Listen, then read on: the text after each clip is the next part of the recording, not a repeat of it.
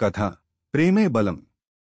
ఒక చిన్న పట్టణంలో రాజు, సీత అనే దంపతులు ఉండేవారు.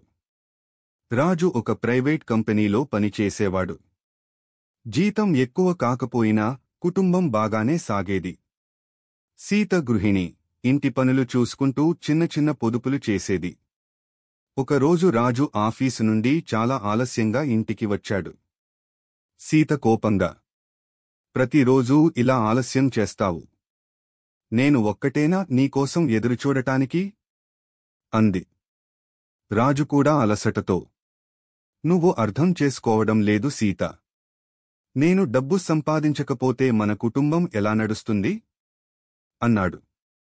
ఇద్దరి మధ్య వాగ్వాదం జరిగింది.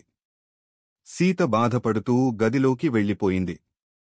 ఆ రాత్రి రాజు సీత నిద్రపోతున్నప్పుడు చూసి అనుకున్నాడు, ఈమె కోసం నేనే కష్టపడుతున్నా, కాని ఆమెను సంతోషపరచలేకపోతున్నాను. నా తప్పేమో. అలాగే సీత కూడా తనలో తాను అనుకుంది. రాజు కష్టపడి పనిచేస్తున్నాడు. అతనికి కొంత మద్దతు ఇవ్వడం నా బాధ్యత. తరువాత రోజు రాజు ఇంటికి కొద్దిగా పూలు, చిన్న గిఫ్ట్ తీసుకొచ్చాడు.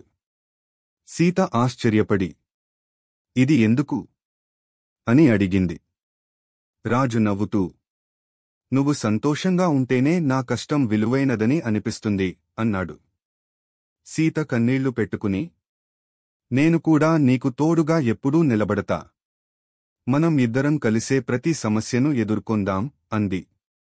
ఆ తర్వాత వారు ఒక నిర్ణయం తీసుకున్నారు.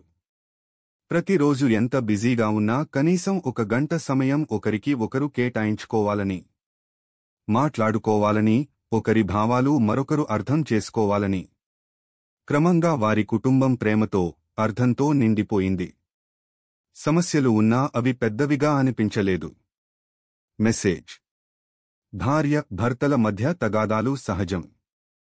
కాని పరస్పర నమ్మకం, అర్థం చేసుకోవడం, ప్రేమ, ఇవే జీవితం సాఫీగా నడిపే బలం. మా స్టోరీ మీకు నచ్చితే లైక్, షేర్, కామెంట్ చేసి ఇలాంటి ఇంట్రెస్టింగ్ స్టోరీస్ కోసం మా ఛానల్ని సబ్స్క్రైబ్ చేసుకోండి.